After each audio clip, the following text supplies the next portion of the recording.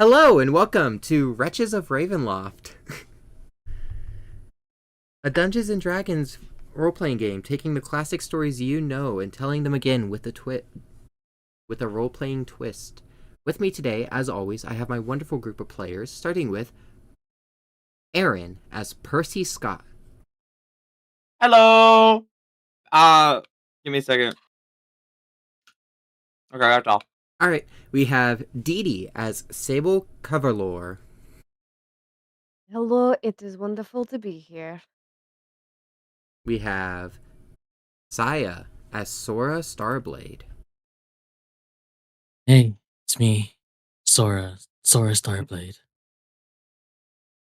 And last, and certainly not least, we have Rin as Levy Lepin. Hello there. Last time, on Wretches of Ravenloft, we kicked things off with a bang as we got straight into the story. The party finding themselves meeting for the first time and stumbling into Dracula's castle. It was going to happen eventually, getting it out of the way early was ideal.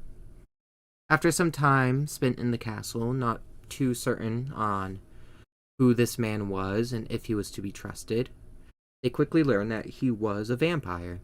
And upon enacting to do combat, he simply wasn't having it. He did not wish to do any such thing with the group, and instead banished them out into the mists of Ravenloft, where the party, they found themselves scattered about, and we pick up right there with Rin. Levy Lepin. It's dark out. The dew of rain catches your nose. The canopy of trees looms over you. Your eyes are heavy. As you come to. As you open your eyes, the first thing you see is a sign that reads, "Welcome to the Black Lagoon." Before a bright flash of light causes you to instinctively jump out of the way, just narrowly avoiding getting hit by some large metallic contraption you're unfamiliar with. Smoke coming out the back of it, a loud whirring noise as it whizzes past. Getting hit by that probably would have meant you dead on the spot. You see where it is venturing off to, and what you see are bright, unnatural lights illuminating tints of some sort, uniform in nature, white, oddly clean. And that leaves you there, on the road, alone.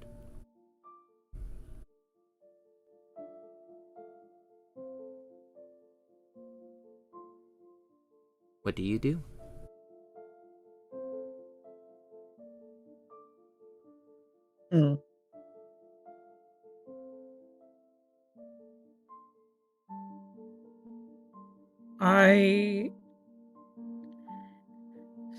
I guess Levy will go investigate the tents.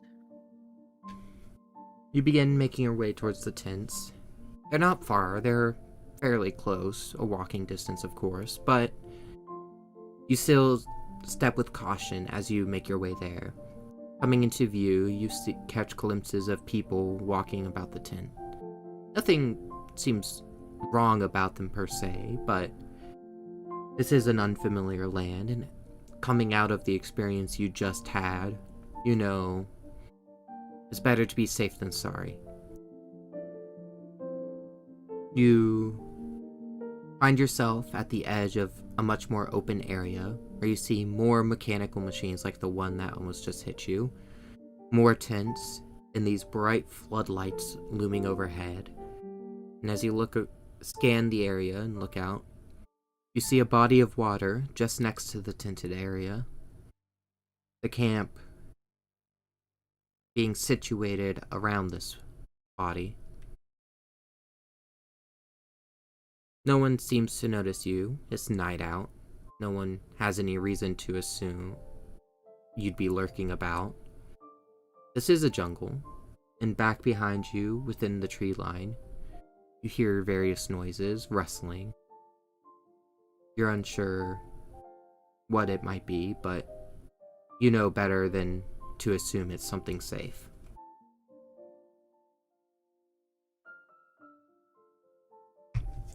You traverse into the open area, or do you follow the tree line? Hmm. Or a secret third option I'm unaware of? Levy will probably follow the tree line. You follow the tree line back around the backside of the encampment. Doing so gives you a better view of it, more details about it without necessarily running the risk of being seen. You see tables with maps, charters. You see odd devices unfamiliar to you next to other devices that are. You see writing utensils, and in the water you circle around and see from the opposite side of the camp a boat, a large fishing vessel. It seems, despite the 2 or 3 people you've seen milling about in this eve, for the most part, it seems that everyone is asleep for the night. It is dead of night, as I've mentioned. So you find it best to just do as you will and take the time you need. And what does that look like?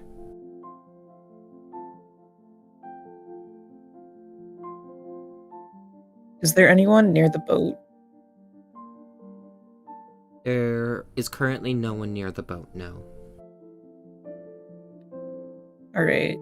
Levy will probably go to the boat and try to see what all he can find inside of it. You continue following the tree line, having now circled around the entire perimeter of the camp, and making your way down the shoreline into the boat. There's a crude wooden board set between the land and the boat tied at 2 points to stakes into the ground, holding it steady. It's a large boat, fit to hold at most 20 people, but it doesn't seem like your estimation of the camp, it doesn't seem like that many people are here. And as you board the boat, we are going to shift our view to Sora. Sora Starblade. Your eyes, they're heavy. You start to come to your neck. Your neck tinges with pain as you awaken. The voices in your head echoing in the distance as you find yourself in an oddly familiar sight. You're not locked, but you are in a cage on the bottom deck of a boat. This isn't unfamiliar for you. You've been in a situation like this before. But the cage door is open, and the entire setting, it feels, in a way, oddly comforting. An echo of a simpler time. Outside of the cage, you see fishing gear, various crates filled with who knows what, and steps up to the top part. There's rooms around you. The doors are closed, save for one. You're not too sure what would be inside such rooms. What do you do? Immediately, Sora's like looking around. Is there anyone like? There's no other cages or anything. There's 1 or 2 more cages, but none of this size. It's kind of strange that there's a cage this size in a fishing vessel like this. I see. And I was like at the bottom of the boat. Would I be able to make my way like towards the deck? Absolutely. You exit the cave, Yes. walking past the doors and approaching the stairs, and you find yourself ascending said stairs.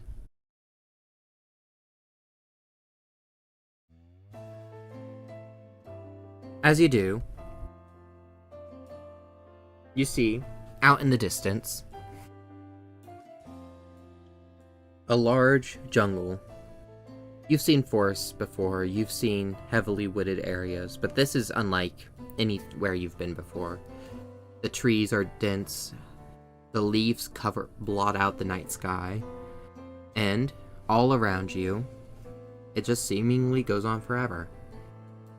The boat, however, it sits next to the shore of a not giant, but large water feature, seemingly closed off, though there are waterways that you assume venture further out into the area.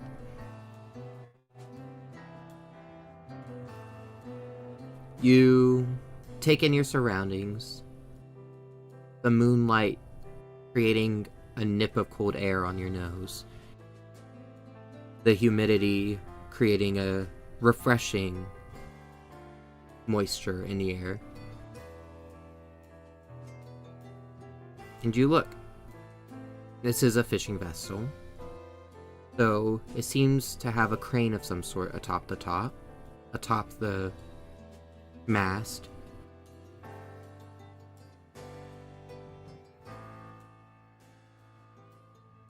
Furthermore, you see a variety of features next to the boat, including a camp with oddly pristine white tents and bright unnatural lights looming over the top. An odd mechanical vehicles, maybe? You're not too familiar with what these are. What would you like to do? Do I still have my armor on? Like all my belongings and stuff like All of that? your belongings are still on you, yes. Well, shit. I would probably have to make a stealth check at disadvantage. Of Yeah. So you said that there were tents, right? Can Sora like get off the boat and probably like try and peek into the tents, try and see course. who's there? You approach the board. You approach the wooden board adorning the edge of the boat leading down to the campsite. And as you approach it, you see a small figure, not too familiar, but you've met before, at the bottom of the boat, at the bottom of the board. You see Levy. And that is where we will jump over to Sable. Yeah. Sable, the back of your throat feels dry. Your eyes firmly fastened to the bottom of your face. Your eyelids firmly fastened to the bottom of your face. The thirst panging in your back teeth like an ache. As you slowly start to come to, and almost immediately, you realize, oh, you're in danger. You're in water. You start frantically trying to swim, quickly catching hold of your body. I can't imagine you're a particularly bad swimmer, no? No. No. And as not you bad at- make your way to the surface of the water, you catch your breath, coughing out a bit of water that you had took while coming to.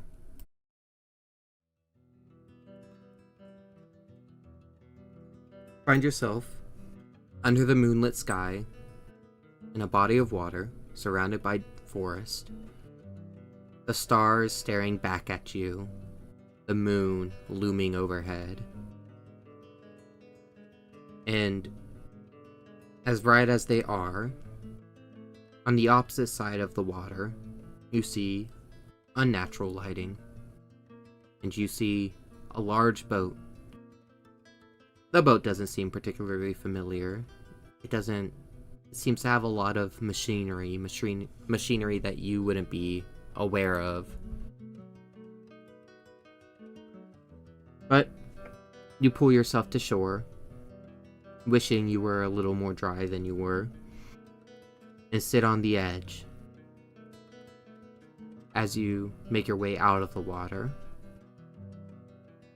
the back of your neck, the hairs on the back of your neck stand on end. Something about this area, you can't help but feel like you're being watched. What do you do?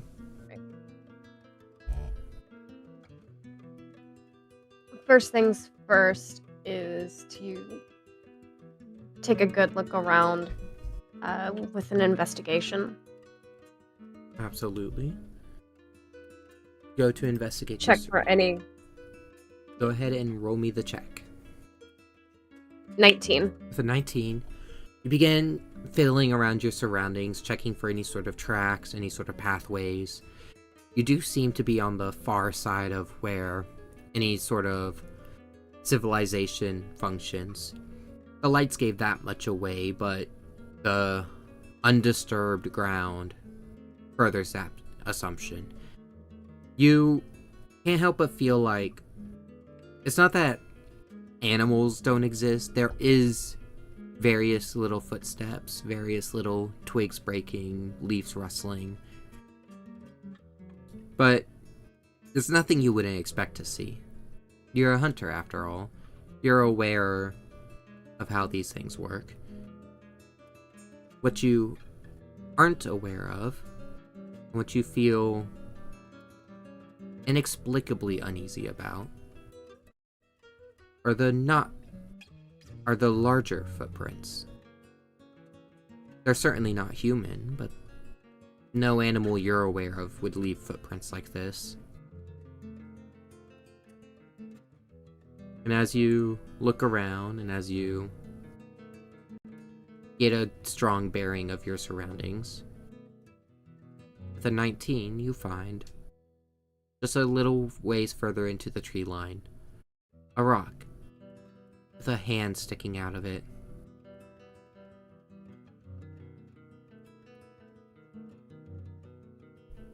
Oh.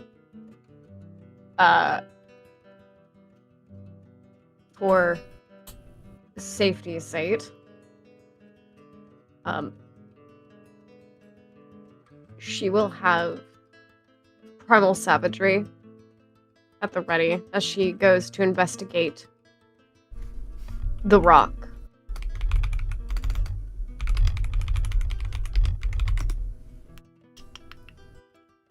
Of course, you ready your magic, your mouth watering, your fingernails growing. I get jump scared by Rin's profile picture changing mid-session.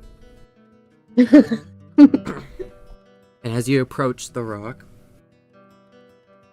the trees blot out the moon. It becomes too dark to make out too many intimate details until you are within grasp of it. Reaching out towards it, you find the hand is skeletal.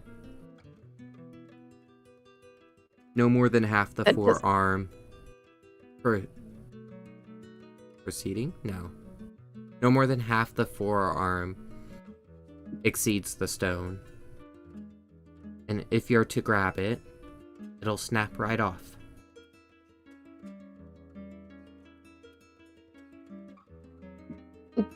No.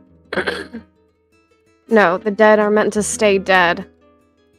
If she grabs it, that's probably not going to be a good thing.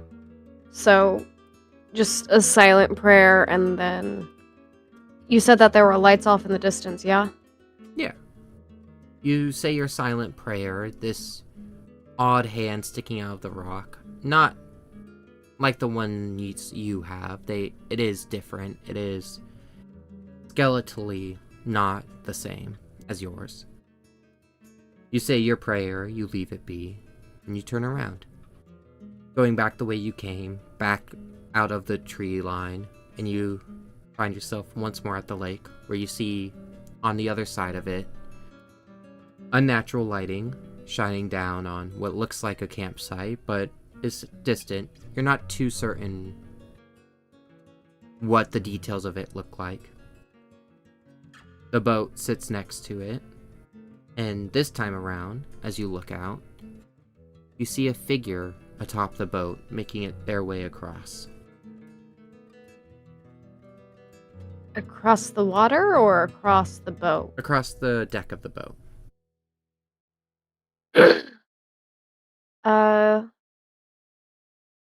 She is going to sneak her way close to the boat.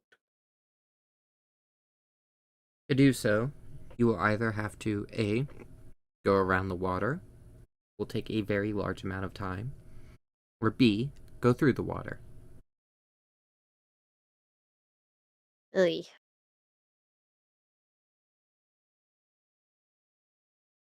Go ahead and roll me an insight check.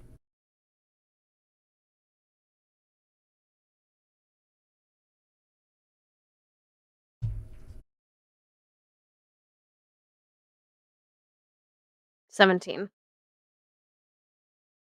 With a 17, you have no reason to assume the water would be dangerous. However, those hairs on the back of your neck, the unease of the unknown, you're not positive that going into the water would be your best decision. You're unsure of yourself. That said, scanning the shoreline, you don't know at what point the lagoon loops back around.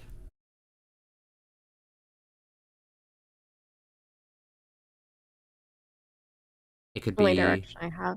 a matter of, it could be an hour, maybe more. It could take the rest of the night.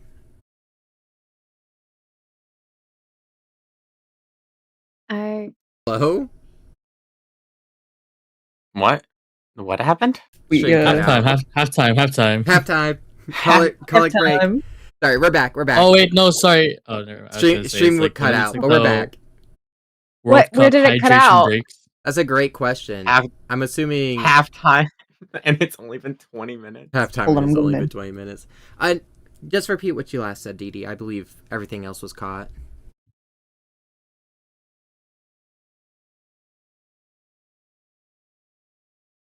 So, Okay. you're I unsure guess- how long circling the lagoon would take, but you don't feel like going into the water would be your best option. No, probably not. Usually the water tends to be where bad things are, especially in the dark.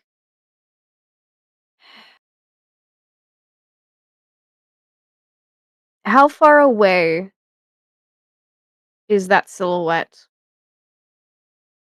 Would you say it's 120 feet? Hmm. Mm.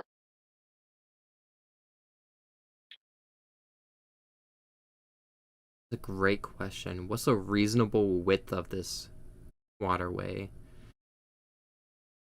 I would say I need to contextualize how far 120 feet is, actually.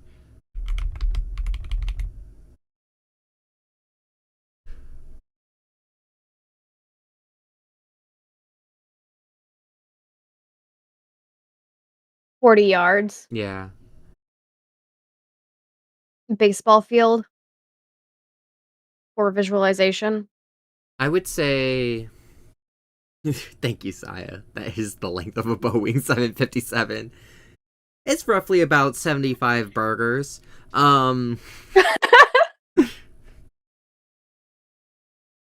Standing on the edge of the shore, the deck of the boat where you see the figure would be further than 120 feet. However, if you were to enter the water, it would not be very... You would not have to go very far to close that distance. You would be able to... You would be within 120 feet of the figure well before well before a quarter of the way into your swim.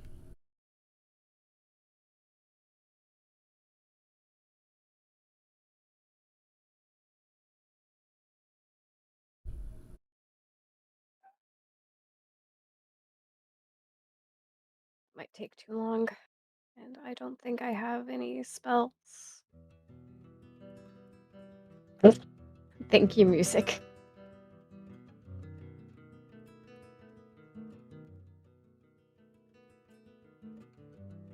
Yeah, and I don't have any spells to get across water.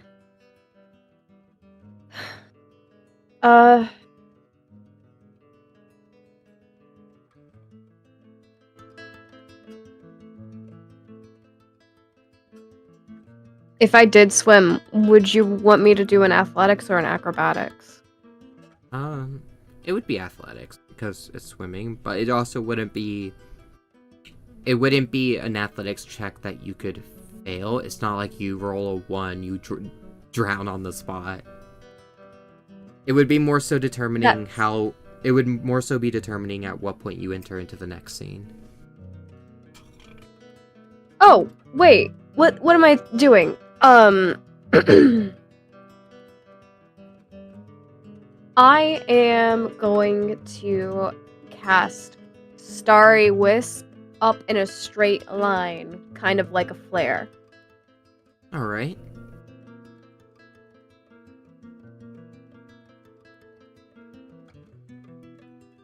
In that case, Sora, Levy, the two of you, meeting eye to eye, across aboard to a boat. Levy, over the head of Sora, flying into the air, you see a blue flare-like light launch into the air.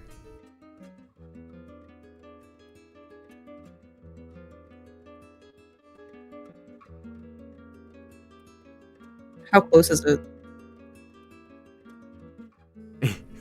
Sorry, I almost said 120 feet. I I would say you could tell it's on the edge of the water. It's not necessarily deep into the woods. If you were atop the boat, you would probably see where it launched from. Okay.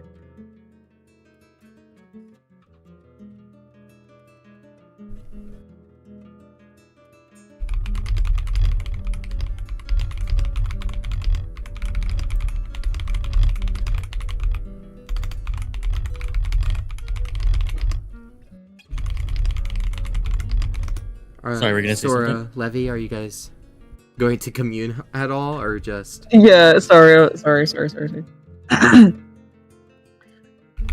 Sora.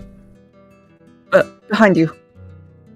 Sora just quickly turns around, and then I would able to see. Well, sorry, I can't speak English. Would I be able to see Sable in the water from where I'm standing, or no? Not in the Or do I water, just but see you the do flare go? see them on the shoreline. You can't make out the details of their face. The tree canopy creates a shadow that is not ideal. They're too far away, and it is dark out, nevertheless, with the bright moon. But you do see the person who launched the flare. Well, I think whoever that is, they're gonna need our help. Let's go. Are you sure it's not a trap? I mean, we are technically trespassing. Well, from my experiences, flares are usually never shot up for a trap. They always are usually for people in need. Right, but I can't really ignore it. I'll follow behind you then. It's fine. Stay behind me in case it is a trap. Alright. In that case, I have one question for you. How do you traverse the water? So that's a great question. I mean, we Now, are on a boat. You this is boat. true. You Yeah, because approach. I was about to say something like I've never played D&D with heavy armor or medium armor before, so I don't know. I don't know how armor affects swimming, but I'm pretty sure it does. Would you like to try and make use of the boat? Yeah, I think that would be Alright. a better option. You approach what looks to be the helm of the ship, and as you do, you are immediately caught off guard. It certainly doesn't look like any helm you've worked with before, and moreover than that, there seems to be some sort of mechanical interface. Now, Levy, this isn't particularly familiar to you, but you see, Sora, you in your past life knew a few people who were, for lack of a better term, mechanics. As such, you see this and you go and you know instantly that you beyond your depth. However, if you could make me a check of some sort. A check of some sorts. I'm running through all the options in my head. Give me a wisdom check. Wisdom check. And Levy, you're welcome to do the same, though the DC for you is going to be more difficult. Okay. Wow. I got an 8.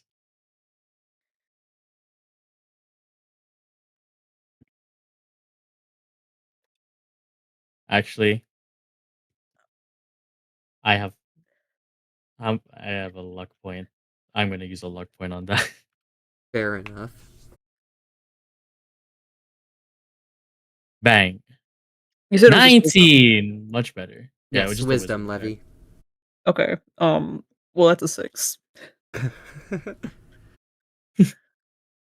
Levy, you look at this interface and you have no idea what you're looking at. It's mechanical in nature, That's and not those right. are almost wholly foreign to where you hail from.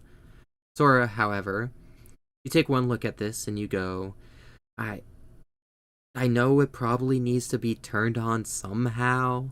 So you start fiddling around, flipping switches, pulling levers, and by pure luck, pure happenstance, you find your hand turning the key as you hear the engine whirl, and like clockwork, kind of get a feel for it. Your hand naturally drifts to the propeller, your other hand resting on the steering wheel. And you begin making your way across the lagoon.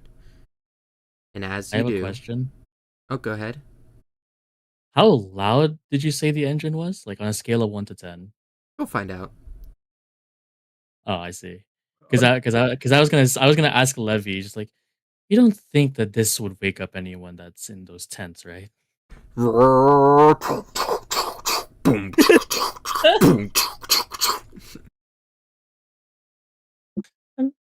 I'm sure it also wouldn't help that the boat is still tied down, isn't it?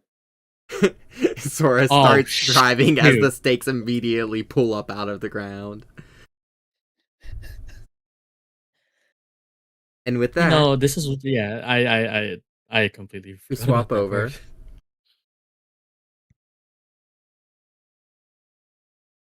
Percy Scott. Pricey Scott. You just feel like you went on a roller coaster. Something that you are actually probably aware of.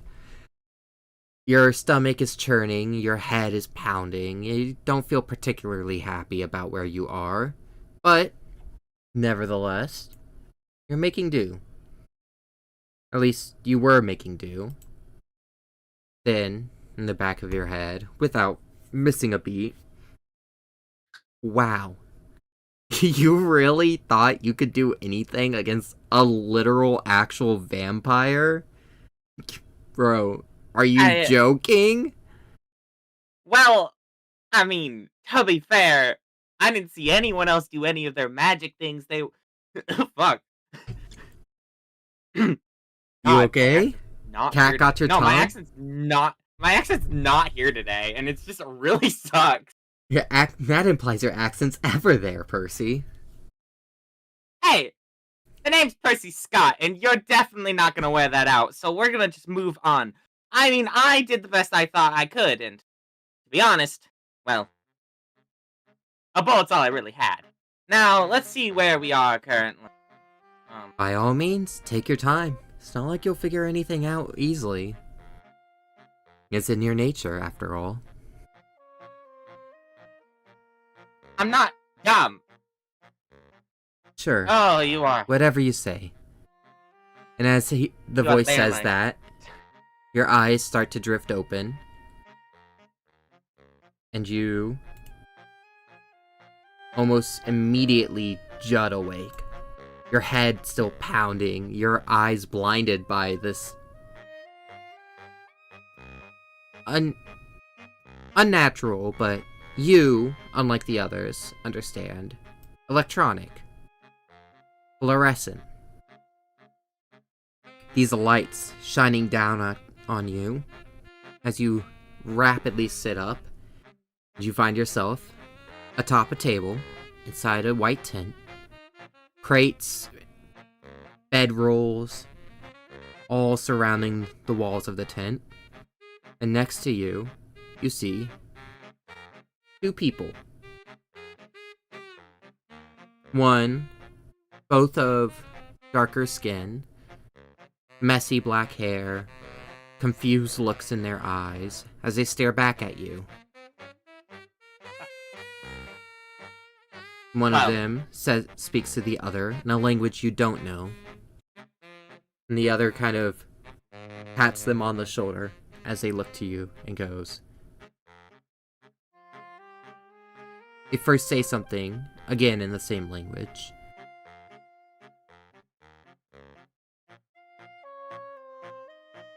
I, kind of not understanding, just...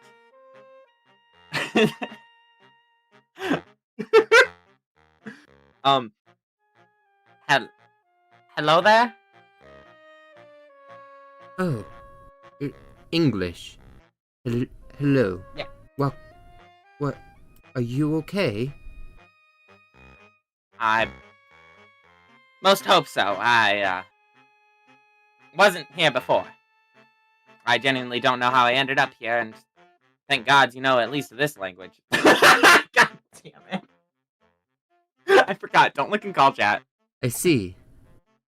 Yes, it's not my strong suit. However, I've had to practice my English as of late. For the doctors. Are you a part of the expedition team? I don't recognize you. No, I would not happen to be a part of this expedition team. May I, inquire more about that? I don't actually know where I am. Oh, my friend, you're in the Black Lagoon. Black Lagoon? If you're not with the expedition team, then you must be a local, though you speak English, so... Maybe a stowaway of some sort? He gives a confused glance over to his buddy, who has been speaking, but in the other language. These waters are dangerous. Many local tell tales of people visiting and never returning. It's not the kind of place you just find yourself in. Sounds like an alligator problem, really. But That's what I keep trying to tell people. But these doctors certainly seem to be more than interested. They're on their 4th expedition to the area now after finding some fossilized remains. And you're positive you're not with them? I came here with another group. I should probably really go and find them, really. Oh, a second team. That makes sense. It would explain it.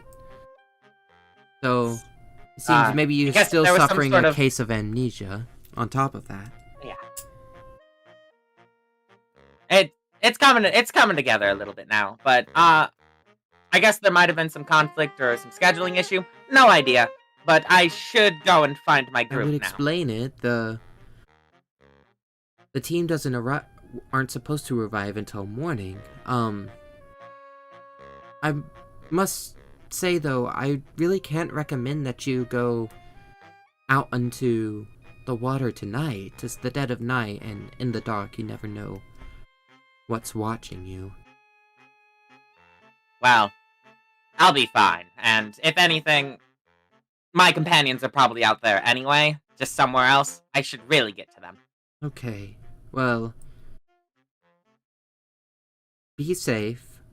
Follow the road. Hopefully your companions are smart enough not to know not to go out into the woods, the jungle at night. Once you find your companions, and hopefully rapidly, we just found you out on the ground outside the tent, so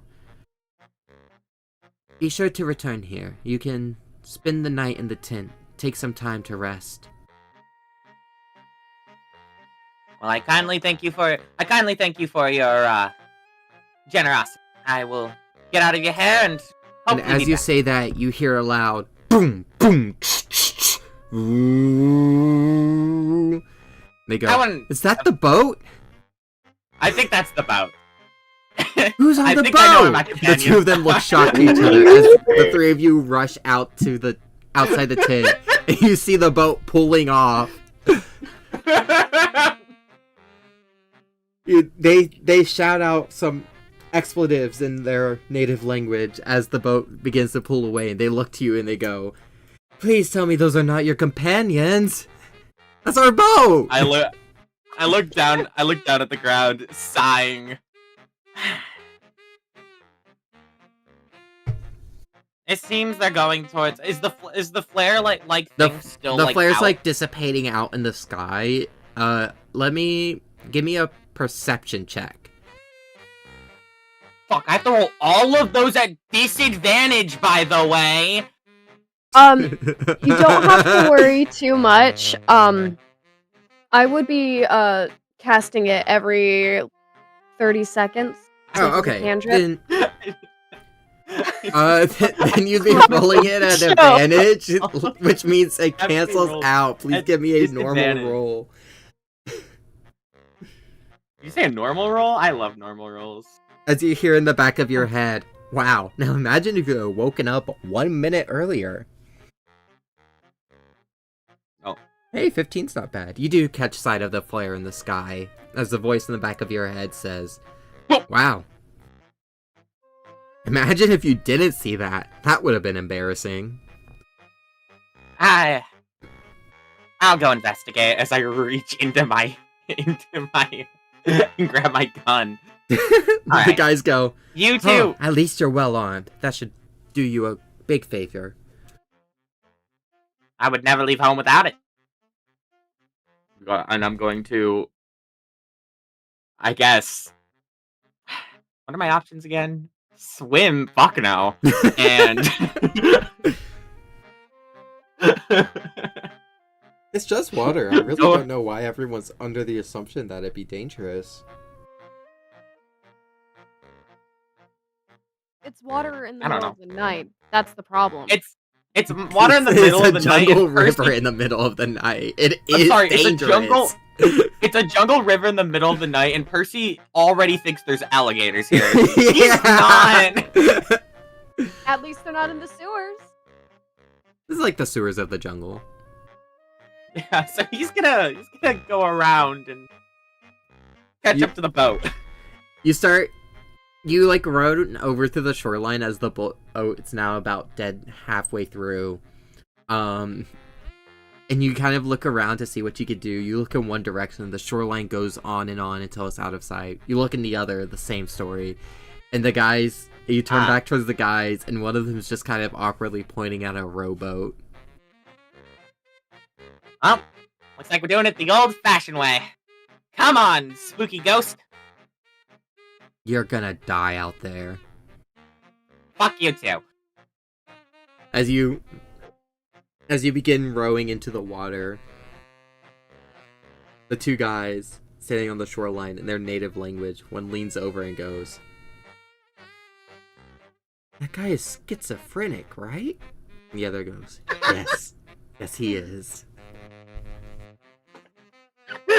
With that, we cut back to you, Sable. You see the boat approaching you from the distance. As it does, it starts to become clear. Your recently acquainted pals, Sora and Levy, are atop it.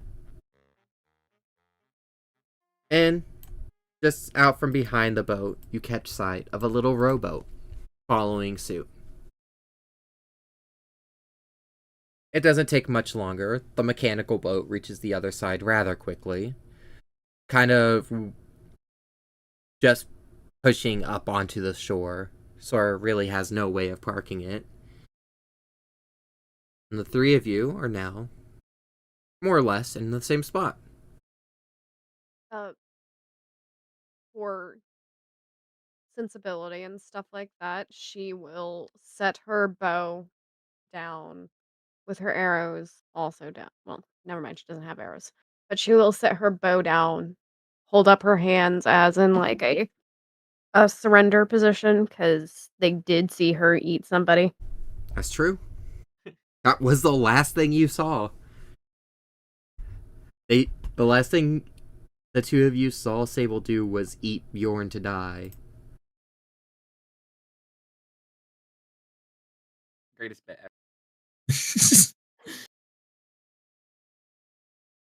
But she will have herself in a surrender position because she will.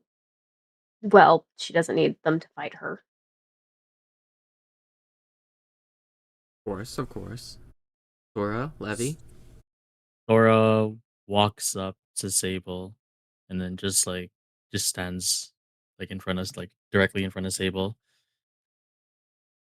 Okay, so I'm very much confused as to what the hell happened there. So I'm just going to let you explain yourself because I am currently discombobulated.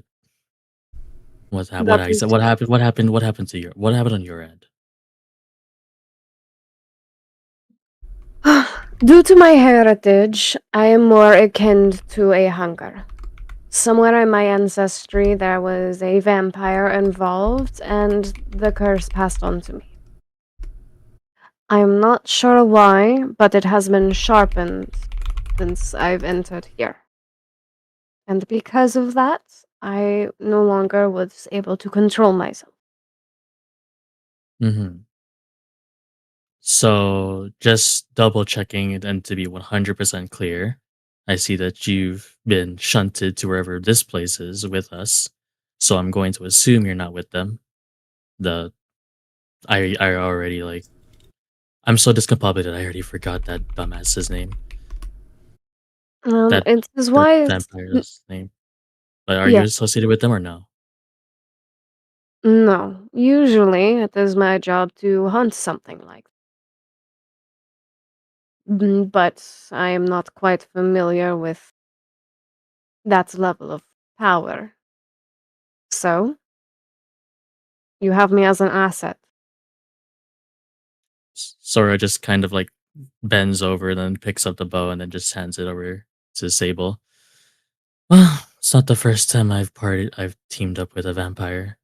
So as long as we're in this together, I have no reason to, you know, hold a grudge against you.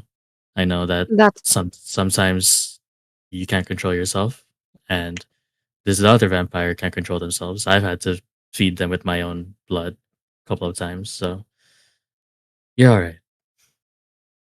she just kind of like narrows her eyes in confusion at the idea of like willingly offering blood. And then she gives a nod, but she will look towards Levy and then look over to the dinghy that is coming on the horizon. As it comes into sight, you can start to make out that it does seem to be Percy. Yeah. Percy, buddy, give me an athletics check. Oh, well, aren't you done God damn it! Not particularly athletic, are you, Percy? Oh my god! Percy, Wait. as you're rowing across the way, you're rowing, you're huffing, you're going across.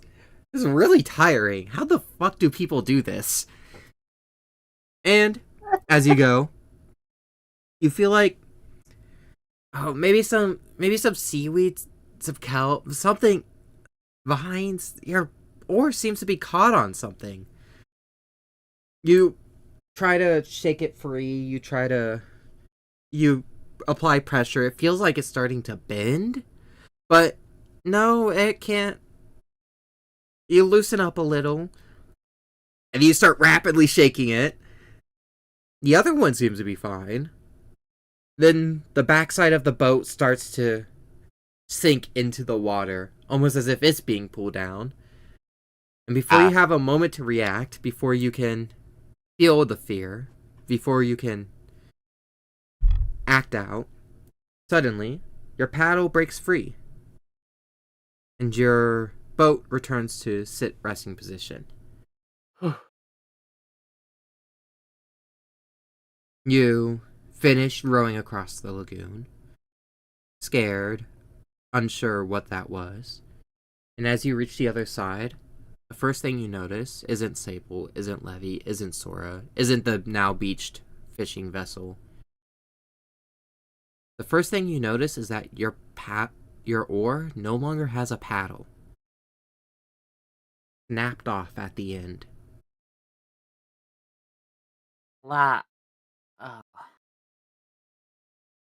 Alright. The wood splintering. That was the splintering of that the was wood tough. hiding what looks like might be teeth marks? Teeth mark. Before Sable. Alright, I don't like it. I don't like it here anymore. These alligators are out of control. I didn't think they bit wood.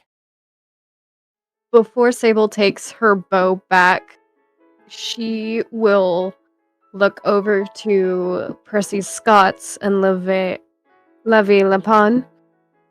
As much as I appreciate your words, you are 1 out of 3. I Yeah, would That's fine. rather have the whole group's consistent. What are we going on about?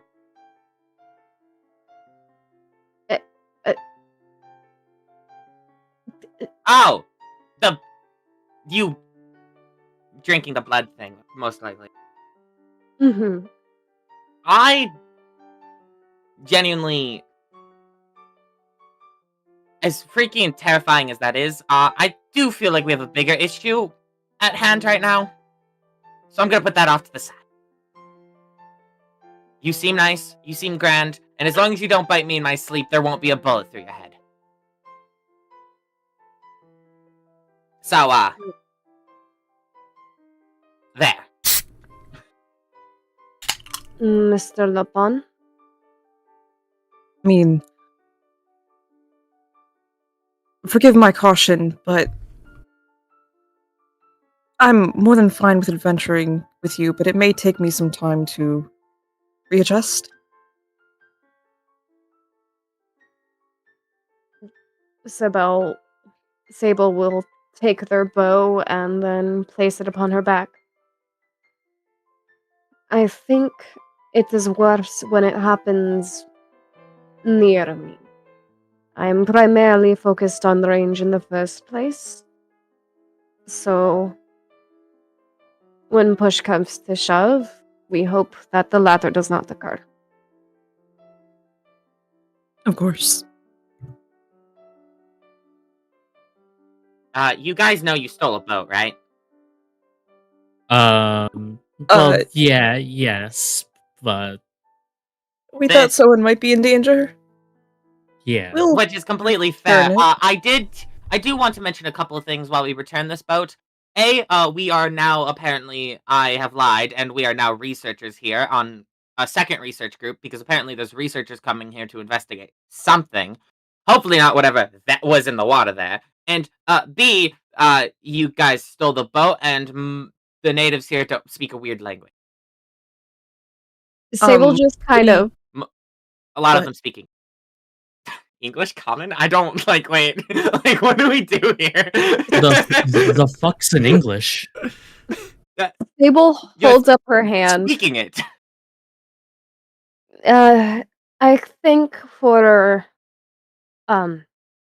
communicational situations, to us, or at least to me, my people call it common. Hmm. I also know the old dragon's tongue and Elvish as well.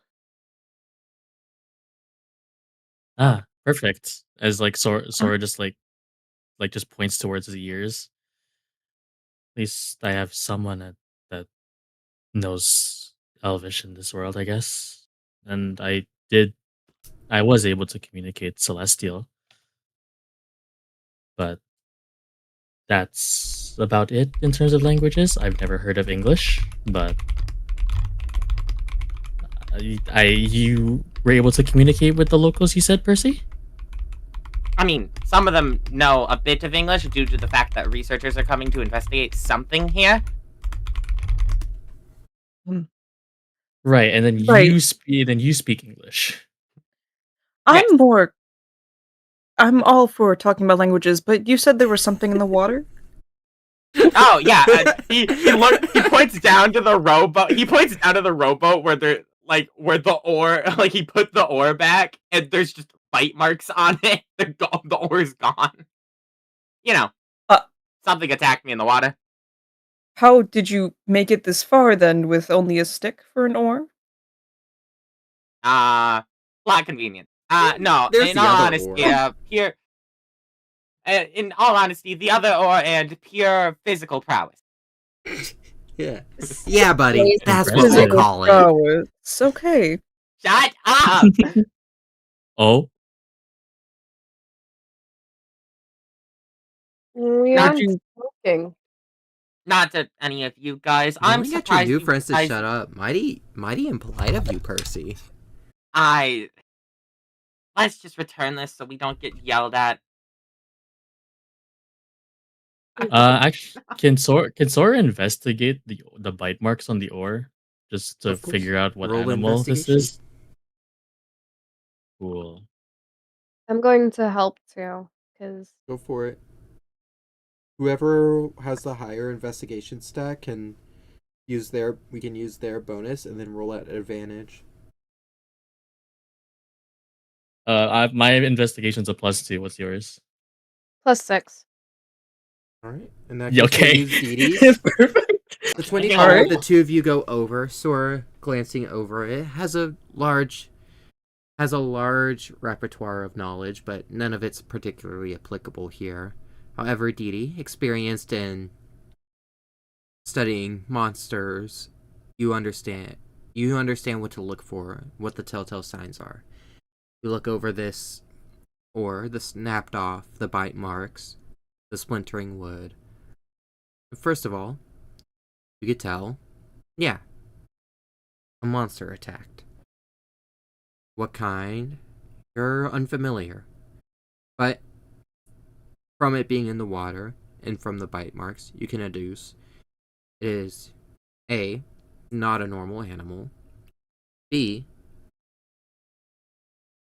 stronger than the average person, maybe stronger than that, and C, if it really wanted to kill Percy, you have no reason to believe it couldn't have. Ouch. Sable just kind of takes in a breath before saying 3 things. It is not a typical animal, judging by the way that the bite marks have been done. Most likely amphibious in some manner of speaking, considering it was in the water. And lastly, Percy, my dear, you are quite lucky to be alive. I mean, aren't we all really lucky to be alive right now? Anyway, You're the last thing but lucky. Furthest from it.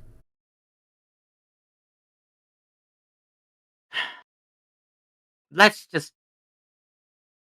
So you're saying there's a dangerous creature here, and a bunch of researchers are coming in the morning to go investigate this, and we'll probably all die? Well, if they're normal researchers, probably. I mean, from what I saw, they were just people like me. Well, then we do our best to try and prevent that, yes? No one's quite like you, Percy.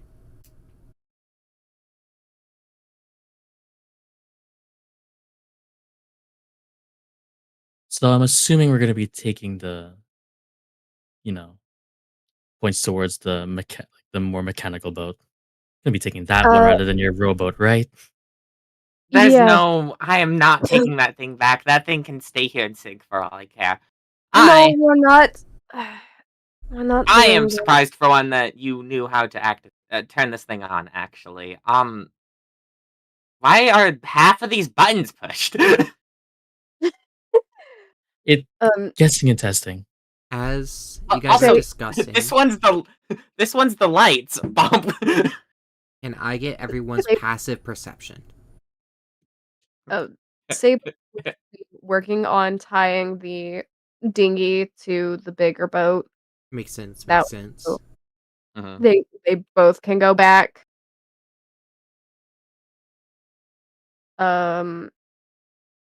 Passive perception Passive perception.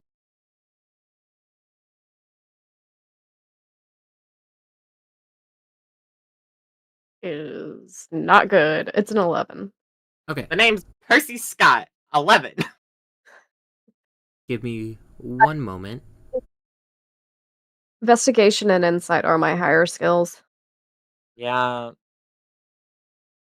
They call me the charismatic folk. I'm really good at convincing people to let me bite them. And I'm really good at lying to your face and then telling you to buy chocolate. I don't know why I said it like that. That was random. I'm really running out of analogies here. To be fair, I think I almost lost my life, and the schizophrenia is not helping. Schizophrenia?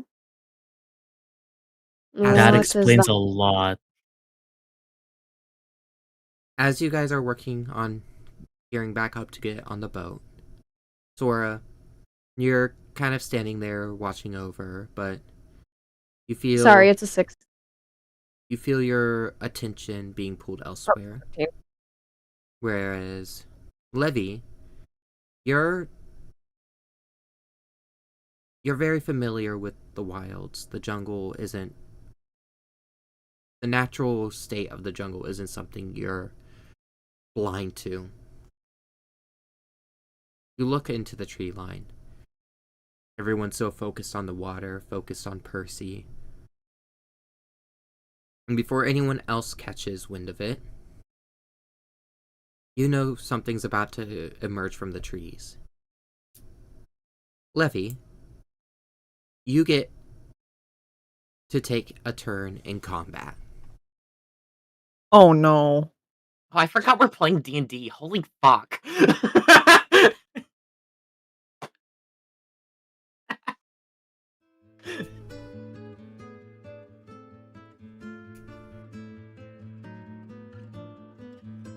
Levy, the rustling in the trees starts to get louder. You hear grunting. You hear hissing. Something begins bounding towards the group. You, A,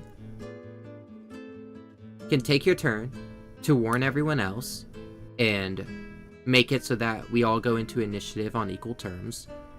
Or, B, you could let the rest of your party get caught by surprise, and in turn get to take a full standard turn for yourself. Spells, Okay. what attacks, movement, whatever you want, you could do. Okay. I'm gonna go ahead and warn the group. All right. Go ahead. How do you do that?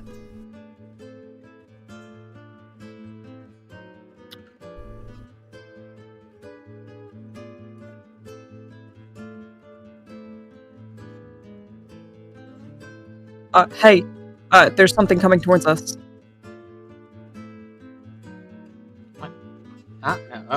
Simple. You. Huh? Straightforward. Huh? Everyone.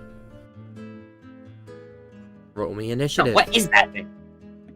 Of course, I got a fucking 18.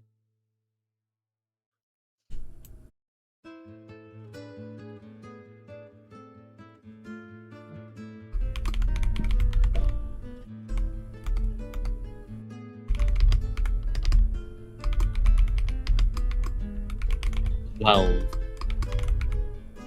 20. 23. Oh, wait. No, that's good. That's good. Good. Gun go. Gun. Gundo. All For right. a hot second, it was really hard to read your name, so I was thinking it was Lynx. Fair. So I was like, oh no. Wow, we're really starting every combat with me just pulling out a gun and firing it, huh? What's the issue with that? Nothing. All right. In that case, we have our initiative. First off to bat, Aaron. Percy Scott, you my hear God. the rustling, you hear the bounding, you hear the grunting. Levies warns you, and you're aware something's about to emerge from the tree line. You're not sure what that thing is, but you know, it's probably not something you want to meet up close and personal.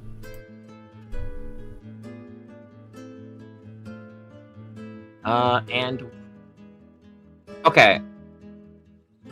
So, can't see it yet? Cannot see it yet. Unless you could always venture into the tree line. Yeah, fuck that. You got me fucked up.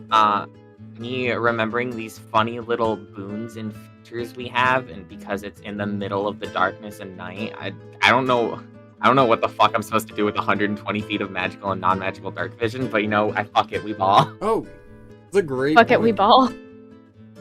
You have 120 feet of magical and non-magical dark vision? That's crazy. I didn't know that. Yeah. Percy, It's can you the roll me? darkness thing. Can you roll me a perception check? No. No! guys, all of this sight, and for what? All the sight, you still what- roll your attack at disadvantage. oh no. Goodbye, Nat 20. Percy, you narrow your eyes, squinting into the darkness, trying to catch sight of what's about to emerge. And in the back of your head, you see, buddy, even if you saw it, you couldn't hit it with the gun. What the fuck do you think you're doing? And you're trying to drown it out, but the more you stare, the more you kind of think there's just a dude in a scarf coming.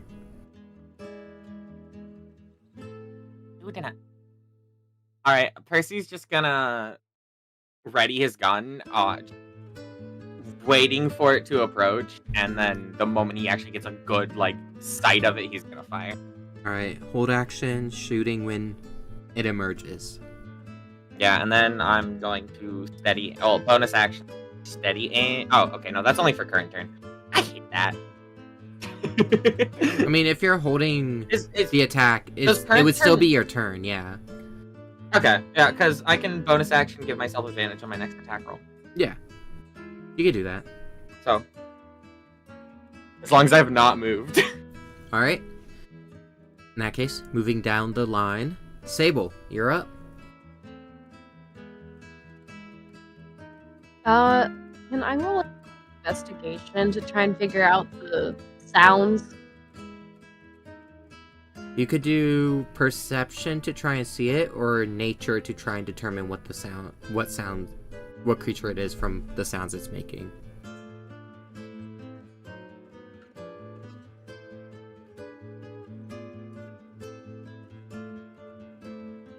14 nature. You listen closely to the grunts and the hisses, and you can't quite pinpoint what this creature is. It's making very normal noises, the kind of things you'd expect to hear a creature make, not something so distinctive as a cow's moo or a cat's caw.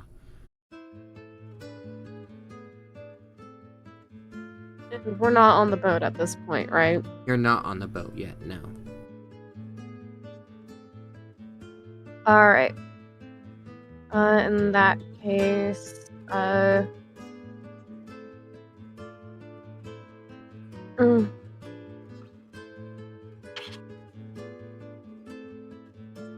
What level do I cast? Can I cast the fire?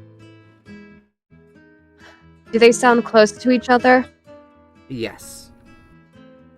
Sorry, let me be... Because that is metagaming. As far as you're aware, there's one creature.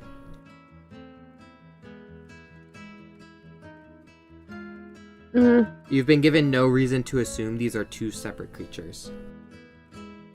Fair enough. Apologies. No, you're good. Are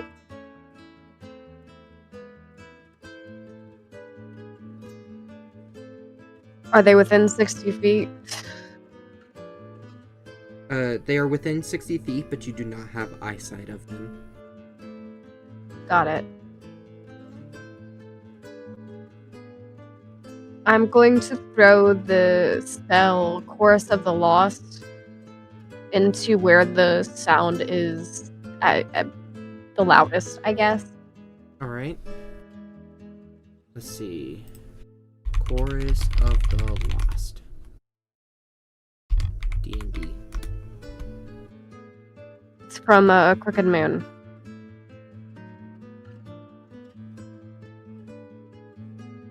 The eerie song.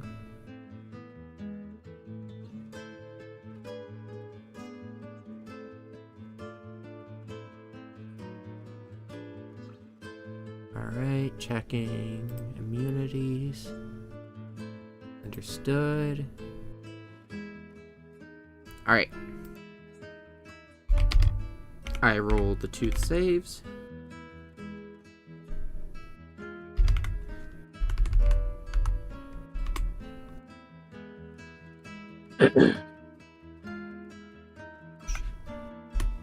Let's go. 4 and a 12. Neither of them make it. Alright.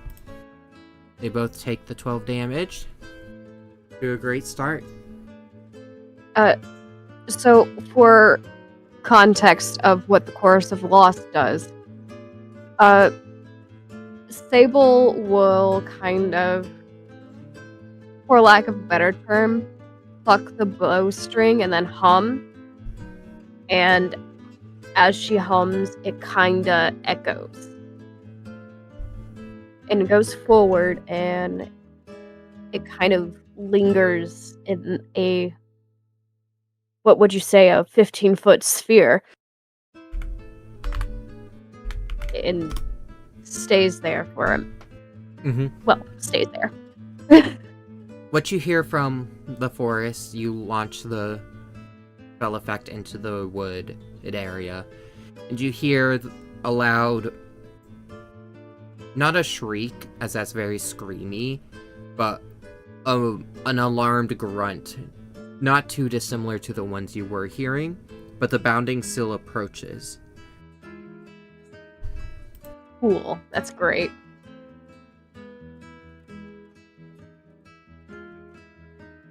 That will be the end of my turn. Alright. Levy.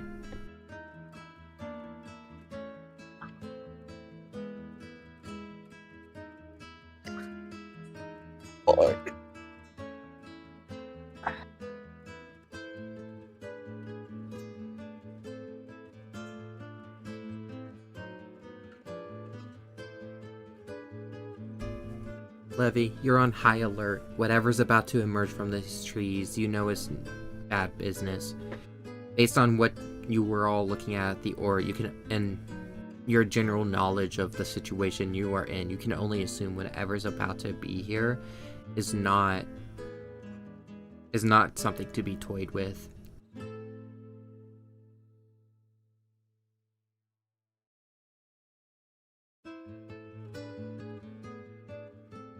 As you look into the tree line, you click. You're counting, keeping track of the pace, finding the right timing. It is your turn. Right. Um, Sorry about that. I'm back.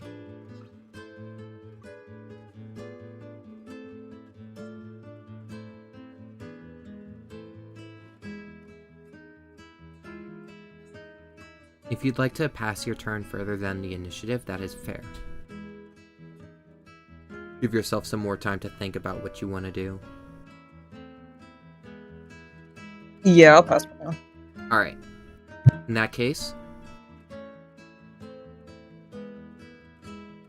Levy, you track the timing, you keep your focus, and everyone, you see, with a loud grunt and a pound of his chest, emerging from the tree line, you see a large gorilla with a constrictor snake wrapped around its body, biting into its shoulder.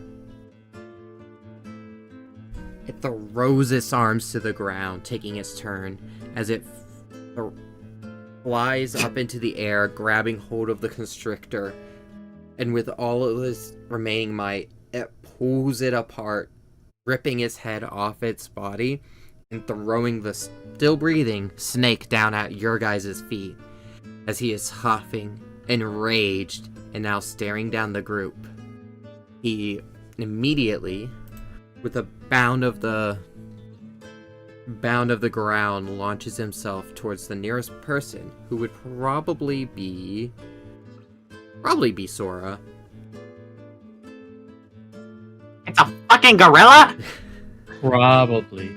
As he hits the ground in front of you, he raises his fist high into the air and brings it down like a hammer towards your head, Sora. He rolls to hit.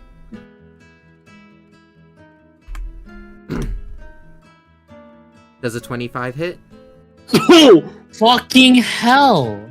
Yes. Mm-hmm. Bang. Oh my Gun. god. Oh my god. Sora, he slams his fist into your head for a devastating 25 damage. Enraged, huffing, grunting, the snake begins slithering around it, hissing. Percy, now is your chance to take that health shot. Oh my god, sorry. I was like, oh, gorilla. And then I saw the damage. Is it a very Percy- big gorilla? It's a very big gorilla. Percy Is it a size shaking, huge gorilla? Percy shaking for a second. He's like, okay, I was not expecting all of that. Also, I don't think I've ever seen one that big, even at a zoo. Ah! Alright, let's see that roll to hit. Alright, I gotta... Percy, you really shouldn't talk about seeing gorillas at the zoo. The time you come it's not very... Cutting it so fucking close. Your attack hits. You gotta be kidding me. You gotta be fucking kidding me. Oh my... Huh, I take it back. Maybe you are lucky, Percy. I think that is cutting it a little too close. Just a tad. Dang. Your gun fires out, the bullet ripping into the gorilla's shoulder, causing it to stagger back a little, giving Sora a chance to stand back up. 14 damage, that's pretty good. Dice, we have a problem. What do you mean what do you mean I rolled a 1 on the 10? Holy fuck. Kill that thing now! Oh my god. Which brings it to Sora's turn. Your response?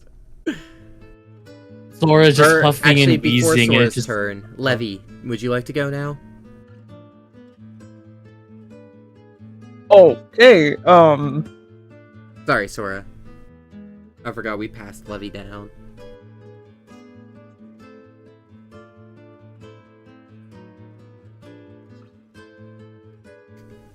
The gorilla, gunshot, the blood dripping from the gunshot wound, still breathing heavily, it stares back at... Its glare shoots over, staring Percy down. Levy, you have the benefit... God fucking damn it. Levy, you have the benefit of being small, so the gorilla doesn't particularly care about you. However, you are about it, and that is a snake. And that is worth That noting. is also very fair. That is a snake who could swallow you in one go. That is a very large snake. Okay. Can I cast Scorching Ray? Of course. Love Scorching Ray. Better than Fireball. Oh, Yeah. we're lighting the jungle on fire. Yeah. That'd be impressive. You can't really light a dense, humid jungle like this on fire that easily. With the power of magic, anything's possible. Go ahead, Rin. Sorry. No, you're good. Can I cast 2 fireballs at the gorilla, one at the snake? Absolutely. Go ahead and make your rolls to hit. Okay. Are you doing a twin spell? No, Scorching Ray, it has 3... Oh, sorry. Yeah, you're good, you're good. Can I cast 3 fireballs? Sure, why not? Center the fireball on the gorilla. That won't have any adverse reactions for Check's notes. All of you.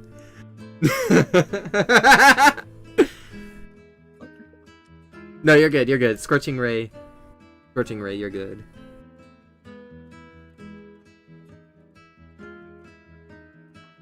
Dun, dun, dun, dun, dun, dun, dun, dun. Thank you, Whirlpool.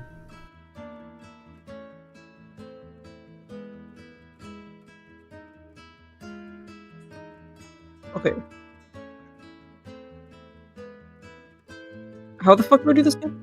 It is /R to initiate the command, and then it's 1d20 plus your modifier.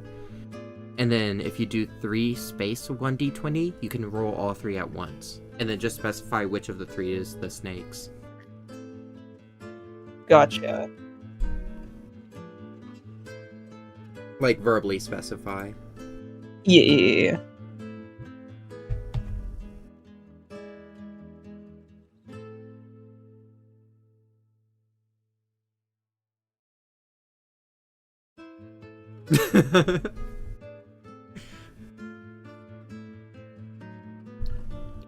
Bum bum bum bum bum bum bum.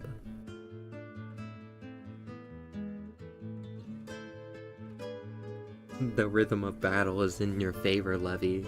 The timing is all right. Oh god. Strike true. I'm trying. Oh, yeah, Levy has like a busted ass feature I forgot about. Like what? The fucking turn order dictator. I forgot about that. Okay, wait, I'm so sorry. You said RD20... /R to initiate the command. Or /roll. If you just do like /R space, it should initiate the command. And then 3 space 1d20 plus sign, and then your bonus, whatever that number is.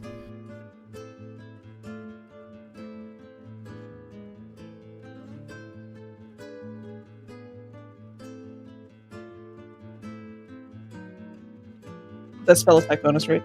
Yes. And then which of those 3 is the snake? It actually doesn't matter, all 3 hit both, so. Okay. I'll probably do the second die for the snake. All right. That is 2d6 for the snake, and then 4d6 for the gorilla. Magilla gorilla. Got a gorilla for sale. Gorilla.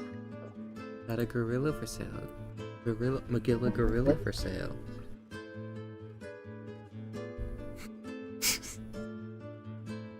This game does kind of give Hanna-Barbera vibes now that I'm thinking about it.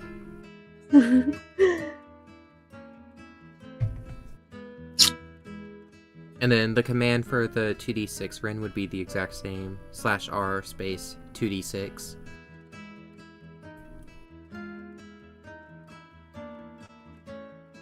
Is it only 2d6?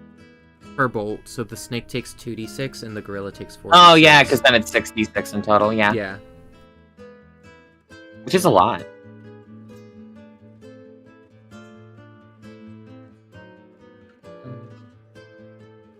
I'm also rolling this for 3 as well. Yes. You cut out, so I didn't hear you, but I'm just assuming you're correct. Okay. Is that right? Yep, that's perfect. That would be 6 and 8 to the gorilla and 4 to the snake. As the bolts of flame streak out across the field, it kind of obscures everyone's focus for a moment, leading us into the snake's turn, who does still have their sights trained on you, though they reel back in pain as you set their skin ablaze. Makes sense. Sorry, I lost the gorilla's HP. I had to find it. Alright. The constrictor snake is going to slither its way towards you, Levy, whipping its tail out and around. It is going to...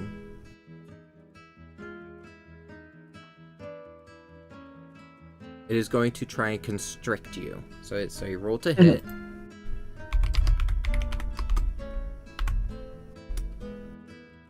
Does a 15 hit you, Levy?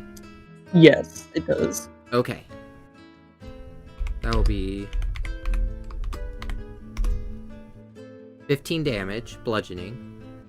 Okay. Alright. And you are now...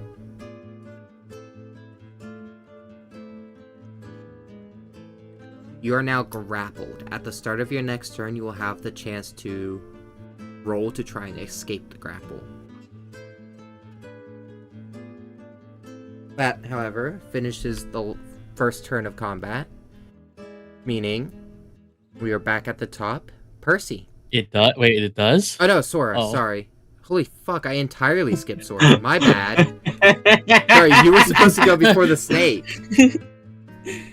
I was just kind of there, like, damn, this snake is really going after. That gorilla hit you Levy. really hard, Sora. My bad. Yeah, you just see Sora just like he has a shield. The shield did not help against that attack. It just slammed straight into his chest. It's Sora, like, you can't Sora, help but, who's like Sora, you can't help but wheezing. wonder if this is what Soul felt like when he was hit with 21 attacks in one turn. No, real. Like Sora, who was like wheezing in the first session, just wheezing like even more. It's like sounded like a squeaky toy that's like throat's just like completely shot. Just like absolutely like trying to catch his breath. Out of you. Wind knocked out of me. That's the Constricting. perfect. That is the perfect saying for that. It's just what it's yeah. called. Actually, yeah, it's not even a saying. Oh, well, anyways, I digress. So Sora is just going to like just stand himself back up. Yeah, okay. My turn. As he's going to use his last channel divinity to use Conjure Undead, summoning 3 creatures. He's gonna summon 1 zombie behind the gorilla, 2 skeletons, like 1 near, I want to say, 1 near Percy, 1 near Sable. Yeah. So there's a zombie behind the gorilla, skeletons near my Everyone's allies. about like 5-10 feet within each other's range now. Ah, now that makes sense on why you like to be bit.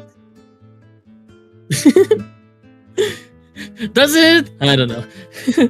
But yeah, so that's gonna be my bonus action. I completely forgot the Divine Smite's a bonus action. I'm trolling. It's fine. Yeah. So he's got a shield in one hand with his free hand, which is his right hand. He's going to snap, which is going to activate Azura's Bandolier.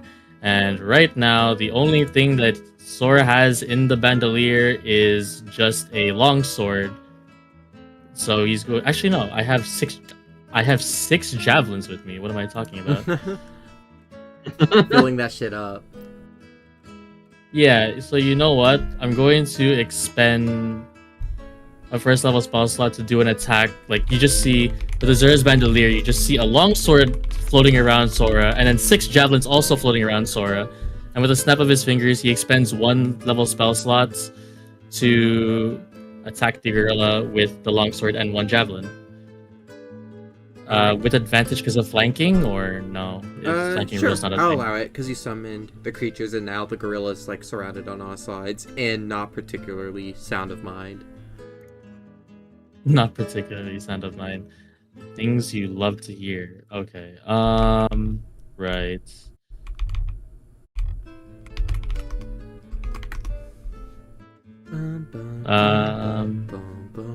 Does wait? Hang on a second. Advantage. I forgot. Does a 24 and a 24 A hit? 24 and a 24 both hit, yes. Both against the gorilla, right? Yes, both All against right. the gorilla. Let me just double check. I'm pretty sure that's 1d8 slashing, and then I'm pretty sure the javelin is 1d6 piercing. So 1d8 slashing, 1d6 piercing. So 4 piercing, 6 slashing. Am I forgetting another thing for damage? Your bonus? I don't- Oh, those are just the attacks from the floating ones. Where? Oh, because you... No, that was a bonus action. Didn't you attack normally as well? Yeah, these are the attacks normally. Then you would have your... Something melee weapon attack. You roll to hit, you do dice plus modifier damage. Dice plus modifier, so 1d8 plus 5. Yeah, I'd have to refresh myself on Ashura's Bandolier, but I believe that's correct. I believe that is correct as well. Alright, so another 10 out of off of that. Yes. Alright. And then so the zombie that's flanking with me is going to make a melee weapon attack, 1d20 plus 3. Is a 22 hit. Yes, it does. As well, after 1d6. your attacks, the gorilla is officially bloodied. Oh, perfect. The constrictor snake came into this fight bloodied. The gorilla threw him down. Oh, I see. Right? 6 And more the damage. gorilla takes 6 bludgeoning damage. And then the 2 skeletons are also going to take some 6. Sorry. The skeletons are going to take a shot with their short bow to attack the gorilla as well. Alright. Sword. That hits. Sword took that punch very personally. I'm assuming that 7 misses. Yes, the 7 misses. 1d6 plus 3 piercing for 5 piercing damage as well. Alright. And now that's my turn. As I'm gonna just try and stand my ground. Alright, Percy, that brings it back around to you. Percy immediately jumps in the air at the zombie that spawns next to him. Percy, there is a Alright. walking corpse next to you. Alright. I understood this whole magic thing about 2 hours ago. I don't understand this whole magic thing Spook easily, anymore. huh? What am I... It's just a zombie. Zombies are in the grave. They're not... Like, distracting me. He pulls Look up- at those right there. Undead like, creatures, vigorously zombies. I... giant attacking gorillas. Do things normally just attack you randomly around here? Let's Pretty vote. much. Do things not randomly attack you in the jungle where you come from, Percy? Are you stupid? So you come from a city where you got jumped by mobsters every other alleyway. Yes, but that's because I actively jumped into those fights. I brought the trouble. They didn't come to me. And he's gonna pull out the gun and shoot the gorilla. Go for it. You did just jump because of a zombie, so you can't steady aim here. Oh, yeah. Okay. Yes, so I'm going to fucking bolt behind a tree, bonus action hide. Now that's smart. Alright, go ahead and roll your attack first.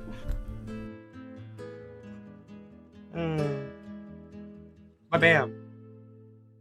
Yee! 21 does hit. I will say, if you bonus action hide, you are not bonus action disengaging to make it past the gorilla to the tree line. That's fine. Okay. One little hit is not gonna do anything. Exactly. And then he died. And then he got punched into the tree. And then he Helping you blew along. him up. 15 damage. That's Rolling big damage. I'm rolling so many 4s. As you let out, as another bullet rips through the gorilla on the other side of his body, he keels back, almost losing his balance, falling backwards before catching himself as you dash past him. So you're running to the tree line? Uh-huh. Alright. He almost keels back before catching himself, almost throwing himself forward to stop himself from falling. As he does so swinging a fist right towards you as you get past him. Opportunity attack. He is going to roll to hit you. You know, if I really thought about it, if I really knew I was gonna be hunting monsters this big, I would have brought a bigger gun. Oh god! Does a 23 hit? Yeah. Yeah. His arm swings wide as he backhands you towards the trees. Honestly, it does kind of help you along. But you do take... if it loads. Taking a... honestly kind of manageable 12 damage on your way there. Nothing like what Sora just had to go through. Holy fuck, how'd you survive that? He just like coughs out a tooth. And then that leaves, and then your roll to hide. Holy fuck. You know what, I'm gonna quiet down and simmer into the darkness. I gotta check something real quick. And then Sable, you're up once he finishes his roll to hide.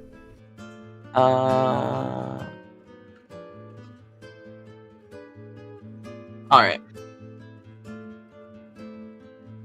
I just had to read the darkness thing. If I'm in a dimly lit or dark area, I get advantage on the stealth check. They call...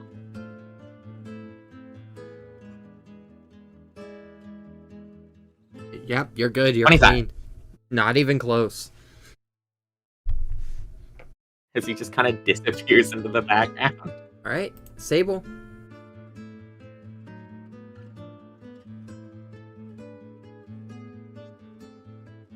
Is this thing near me or far away? It is within 5 to 10 feet of you. Shit, that's... I don't get to reach at this Schrodinger's melee What do you- range. Yeah, I love that.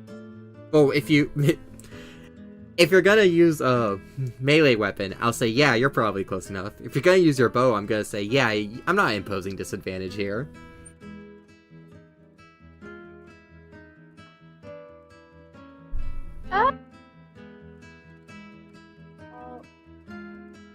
I'm looking over something. Alright. Okay. I am going to open a side pouch and funnily enough, draw a card to cast Spirit from the Beyond. Well, not cast, but as a bonus action. And it will be...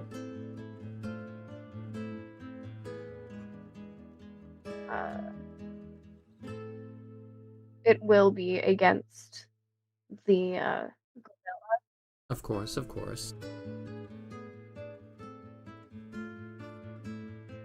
and I got an 8. So I gotta choose what okay. Yeah. I love this table, but I also have a love-hate relationship with said table. While you choose, also go ahead and describe what this looks like, what's happening in world. Alright, understood. Okay, as I go and grab my book real quick. So, you will see her kinda do a quick, there are these types of, pouches that can, like, unlock and lock things up, right? With, like, just a quick flick. Yeah. So she just kinda flicks that open with her left hand and draws out a tarot card. And with this tarot card, it will, what would be drawn would be the... Brain has to load again.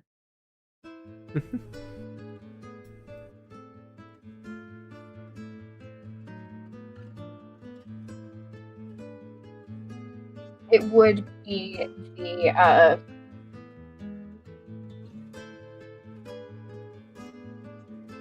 it would be the sharpshooter. Basically, the target takes force damage equal to a roll of my Bardic Inspiration die and my Charisma modifier. Alright.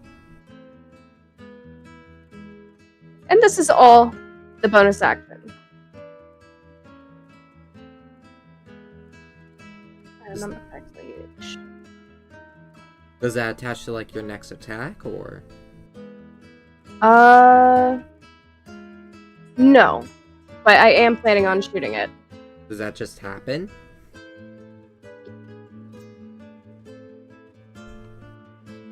Oh, wait, no, never mind. I took that. Rereading. It needs to make a DC 15. To save against that. What kind of save? It would be... I was gonna say, kind of crazy, it just does guaranteed damage. Yeah. I'm assuming wisdom save? I am thinking that as well, yes. Everything is wisdom save in D&D. You gotta Just do that about. one. Yeah, no, he's taking 6 damage. Of course. And then your attack.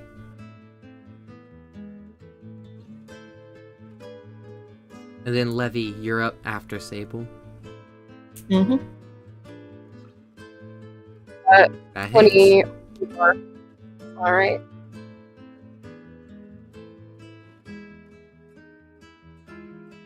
With the bow.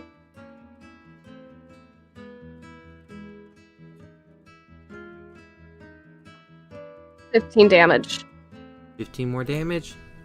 Cleaving through him as you all jump the gorilla who jumped you. Bringing us to Levy. You are currently grappled, which comes with a variety of issues. Okay. However, if you want, you can go ahead and let me double check that it's not changed underneath me. Your speed is 0. Okay. Yeah, essentially you're just being held there in place. Okay. You can make an athletics or acrobatics check to try and break free.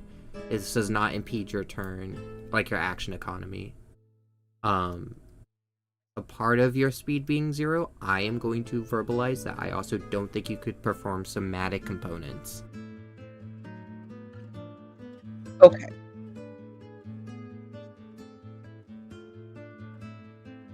I'll put those together. Okay.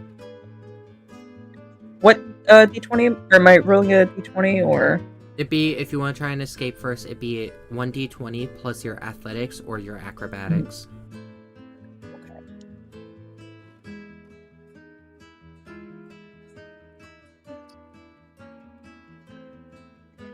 I will roll acrobatics. Alright. Oh. An 8 does not break you free. Figured as much. Yeah, you struggle, you squirm. But is it racist to comment on the snake holding Levy down?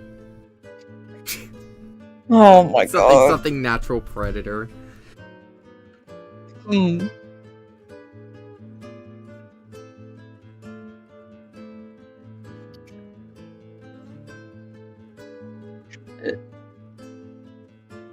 Nevertheless, you are free to still take your turn, just you are unable to move and make somatic components.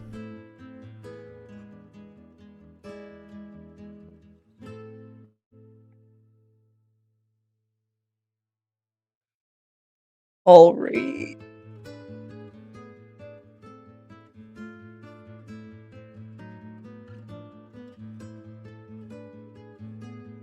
Well, I guess I had my turn then.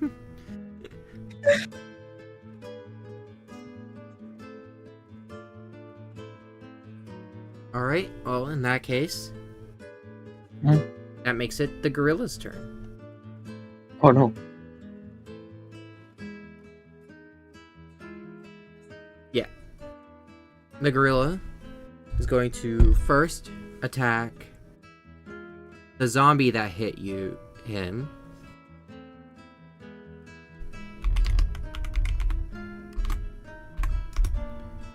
Does a 16 hit the zombie Sora? Yes.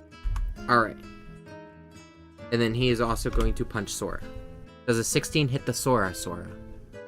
No, it does not. Alright. He throws one fist into the zombie, dealing 26 damage to it, before swinging both his arms back towards you, Sora, as you just narrowly duck down beneath them.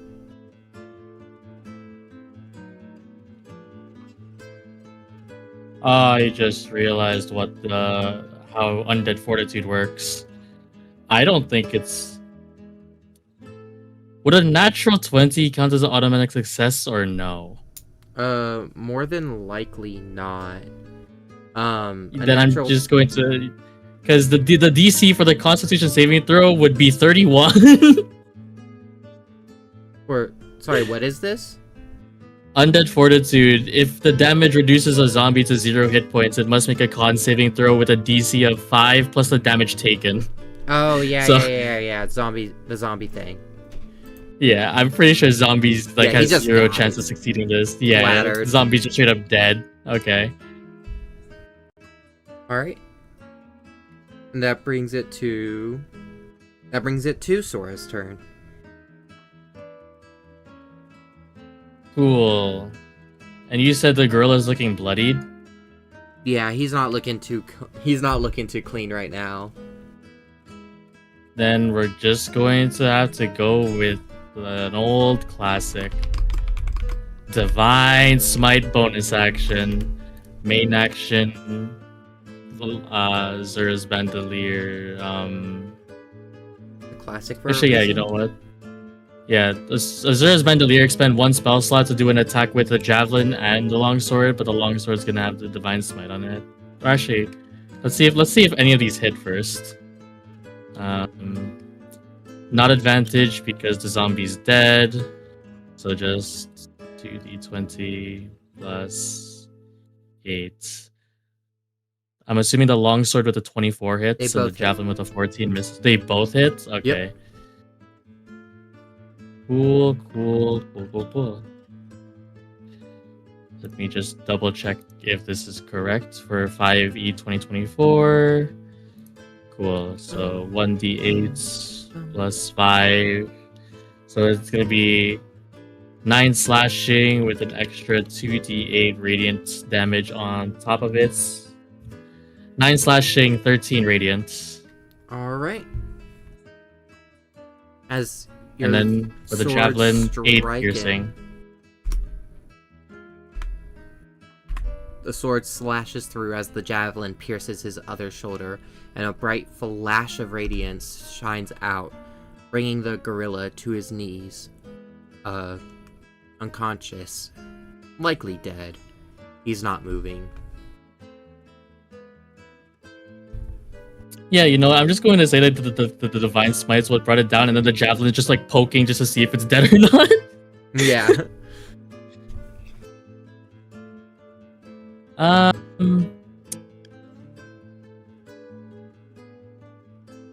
Got everything? I'm just wondering, Levy's still constricted by the snake, right? Correct. So would you say that the snake's like AC is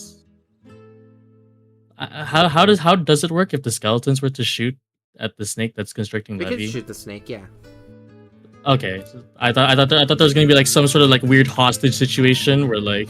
No, I mean it's probably wrapped around, right? I think D&D does have a rule like that, but it's like it's one of those rules no one actually gives a shit about. Cool. So the skeletons are going to try and like free Levy in that case by both skeletons taking 1 shot at it. 19 and dirty 20. The first one misses. No, sorry, the 9 second and dirty 20. hits. Second one hits for 1d6 plus 3 piercing damage for 6 piercing damage to the snake. Alright. That brings the snake lower, not dead yet. Which means, if that's everything, Saya. Yep, that's everything. Alright. In that case, it is now the snake's turn. Wrapped around Levy, who is still breathing, he has no reason to do anything but bite into you to try and eat you. Levy does a... Crazy this doesn't give the snake advantage, by the way. That actually is insane. What the fuck? Does a 9 hit? No, it does not. The snake goes to bite into you, Levy, as you're squirming just barely lets you like throw your head out of the way as it snaps at you. Bringing it to Percy's turn. Hidden in the brush line. There's just the snake left. What do you do?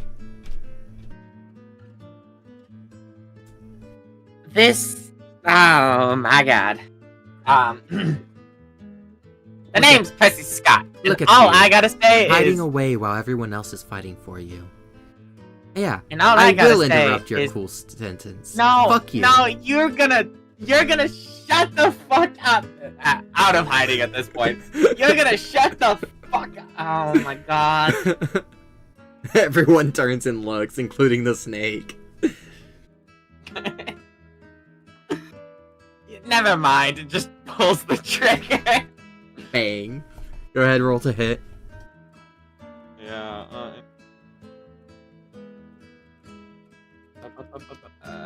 Eddie Ames, we're gonna...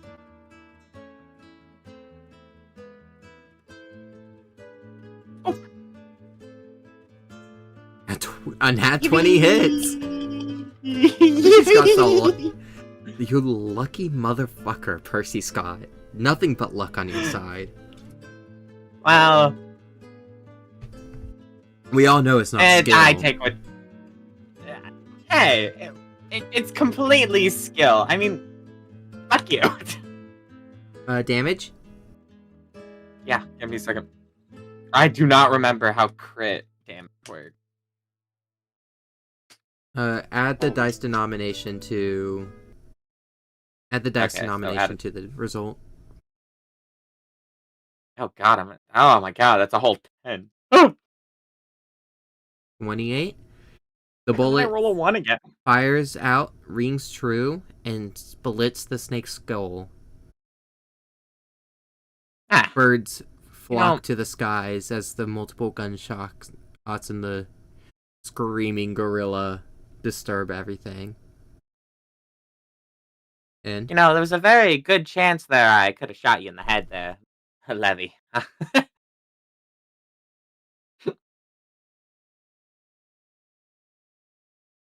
But, wow, your joke really fell flat, Percy.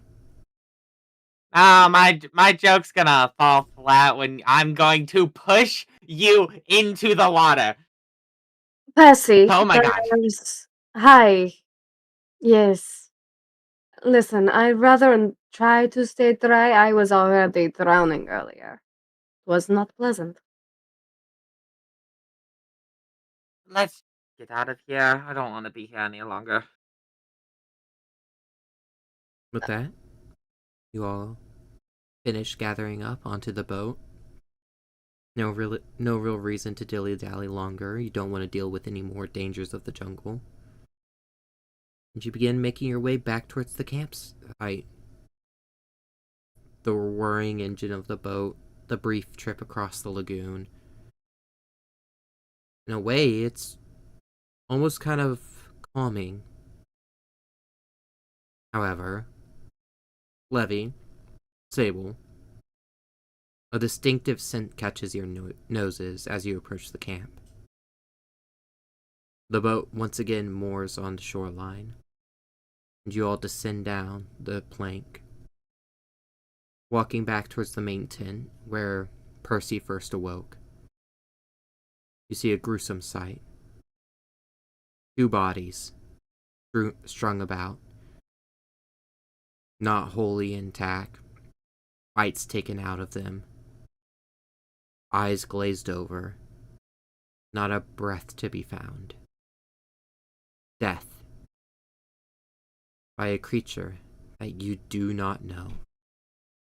And that is where we will to be continued.